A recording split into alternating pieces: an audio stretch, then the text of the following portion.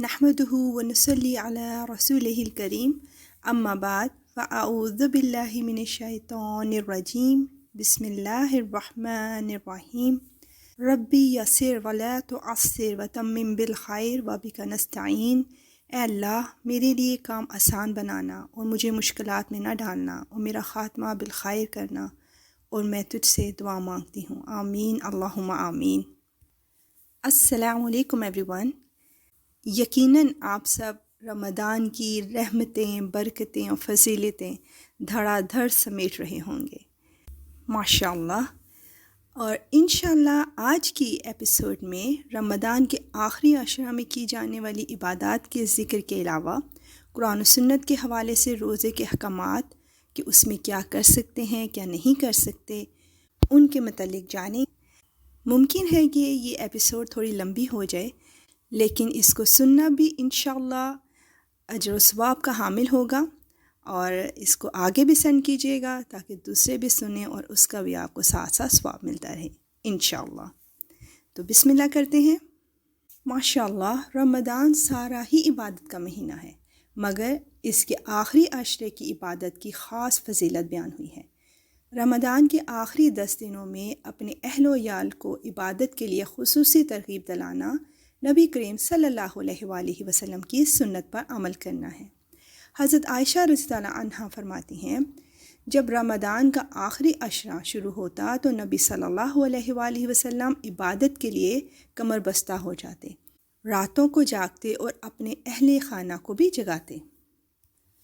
اللہ کرے کہ ہم بھی ان گزرتی ہوئی برکتوں اور فضیلتوں والی گھڑیوں کا زیادہ سے زیادہ فائدہ اٹھا سکیں، اور I'm sure جو لوگ اپنے کام سے چھٹی لے سکتے ہیں انہوں نے آخری عشرہ بک کر لیا ہوگا، اور جو کام سے چھٹی نہیں لے سکتے ان سے کہوں گی فکر نوٹ، یعنی ڈونٹ وری۔ رزق حلال کمانا بھی ایک عبادت ہے، لیکن فرض عبادات کا ٹائم ضرور آرگنائز کر لیں۔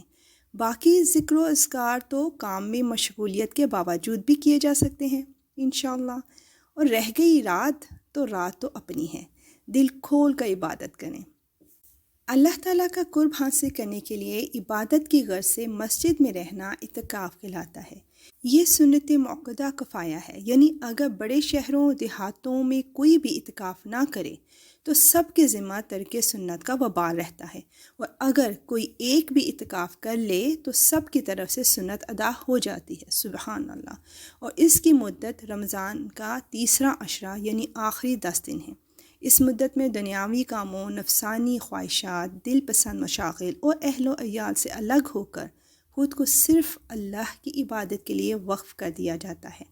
ہر سال رمضان میں نبی صلی اللہ علیہ وآلہ وسلم 10 دن اعتکاف فرماتے، لیکن وفات کے سال آپ صلی اللہ علیہ وآلہ وسلم نے 20 دن کا اعتکاف فرمایا۔ اگر کسی کو اعتکاف کے لیے 10 دن میسر نہ آ سکیں تو جتنے دن میسر ہوں اتنے دنوں کا ہی اعتکاف کر لینا چاہیے۔ جو زندگی کے اہم مصروفیات کا متبادل بندوبست کر کے ایک آرگنائزڈ اور مؤثر اعتکاف کر لے تو ان کے تو کیا ہی کہنے، لیکن اگر کوئی ایسا نہیں کر سکتا تو وہ اعتکاف کرنے والوں کی مدد کر کے اجر و ثواب حاصل کر سکتے ہیں۔ لیلۃ القدر انتہائی سعادت کی رات ہے۔ اسی رات قرآن مجید نازل ہوا جو انسانوں کی ہدایت کا ذریعہ ہے۔ سورہ قدر میں اللہ تعالیٰ فرماتا ہے، شب قدر ہزاروں مہینوں سے زیادہ بہتر ہے۔ یہ رات طلوع فجر تک سراسر سلامتی کی رات ہے۔ اس رات میں جبرائیل علیہ السلام اور فرشتے خیر و برکت اور رحمت کے ساتھ اترتے ہیں جو تعداد میں نہایت کثیر ہوتے ہیں، اور اس رات میں ایک اچھا عمل 1000 ماہ کے عمل سے بہتر ہے، سبحان اللہ۔ رسول اللہ صلی اللہ علیہ وآلہ وسلم نے فرمایا، جو شخص ایمان اور ثواب کی نیت سے شب قدر کا قیام کرتا ہے اس کے پچھلے گناہ معاف کر دیے جاتے ہیں، سبحان اللہ۔ اجتماعی عبادت اللہ تعالیٰ کو بہت پسند ہے، لیکن یاد رہے کہ اس دوران کسی بھی قسم کے شور و ہنگامے، گپ شپ اور لڑائی جھگڑے سے پرہیز کرنا چاہیے، اور پوری توجہ عبادت پر رکھنی چاہیے، کیونکہ حضرت عبادہ بن صامت رضی اللہ عنہ سے مروی ہے کہ رسول اللہ صلی اللہ علیہ وآلہ وسلم ہمیں شب قدر کی خبر دینے کے لیے تشریف لا رہے تھے کہ 2 مسلمان آپس میں جھگڑا کرنے لگے۔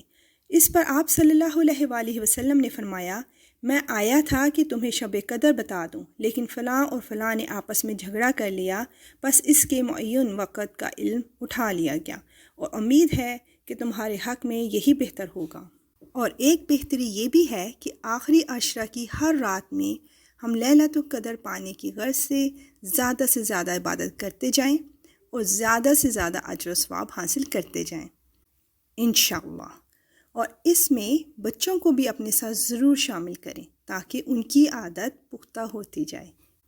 ام المومنین حضرت عائشہ رضی اللہ عنہا کہتی ہیں کہ میں نے پوچھا، اے اللہ کے رسول صلی اللہ علیہ وآلہ وسلم، اگر میں شب قدر پا لوں تو اس میں کیا کہوں؟ آپ صلی اللہ علیہ وآلہ وسلم نے فرمایا، کہو اللہم انک عفو کریم تحب العفو فاعف عنی۔ اے اللہ، تو معاف کرنے والا ہے، کرم فرمانے والا ہے، معاف کرنے کو پسند کرتا ہے، بس مجھے معاف فرما دے۔ آمین اللہم آمین۔ اور اب قرآن و سنت کے حوالے سے روزے کے کچھ احکام کو جان لیتے ہیں۔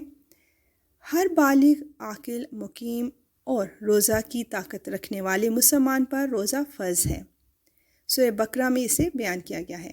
فرض روزے کی نیت فجر سے قبل کرنا ضروری ہے۔ سنن ابی داؤد 2454۔ نیت کے لیے دل کا ارادہ کافی ہے، زبان سے کوئی الفاظ ادا کرنا سنت سے ثابت نہیں ہے۔ روزہ کی حالت میں مسواک کرنا سنت سے ثابت ہے۔ صحیح بخاری باب 27۔ آنکھ میں سرما لگانے سے روزہ نہیں ٹوٹتا۔ صحیح بخاری باب 28۔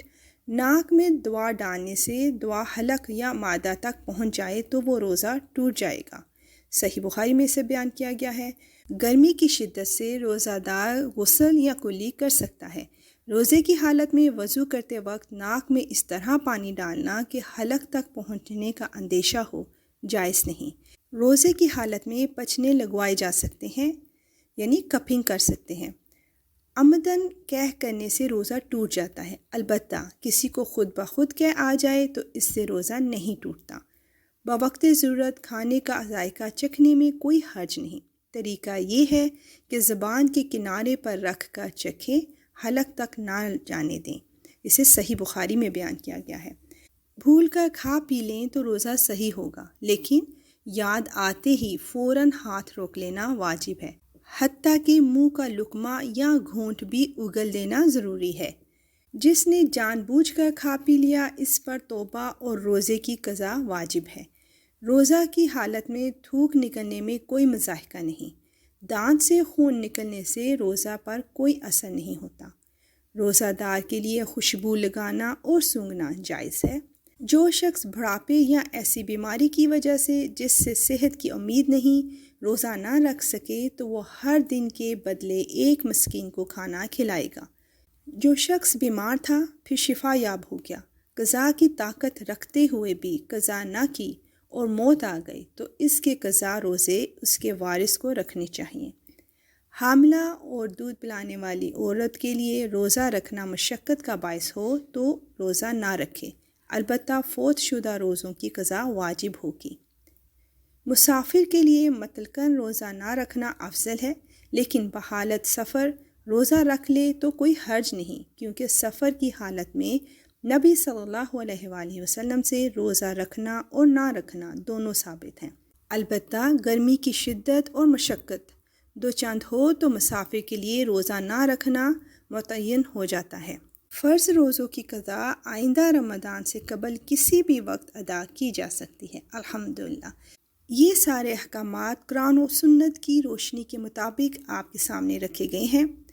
کچھ کے حوالے میں نے شروع میں بیان کیے، پھر بعد میں نے سٹاپ کر دیے کہ یہ آڈیو جو ہے بہت لمبی ہو جائے گی، لیکن یہ سب کچھ قرآن و سنت میں بیان کیا گیا ہے۔ اے ہمارے پروردگار، ہماری عبادات میں جو بھی کمی پیشی رہ گئی ہو اسے معاف فرما کر، اسے غلطیوں سے پاک صاف کر کے قبول فرما لیجئے۔ اے ہمارے پروردگار، ہمارے گناہ بخش دیجئے، ہماری برائیوں کو ہم سے دور کر دیجئے اور ہمیں نیک لوگوں میں شامل کر کے اپنے پاس بلائیے۔ آمین اللہم آمین۔ انشاءاللہ نیکسٹ وآخر دعوانا ان الحمد للہ رب العالمین۔ سبحانك اللهم وبحمدك أشهد أن لا إله إلا أنت أستغفرك وأتوب إليك. السلام علیکم ورحمۃ اللہ وبرکاتہ.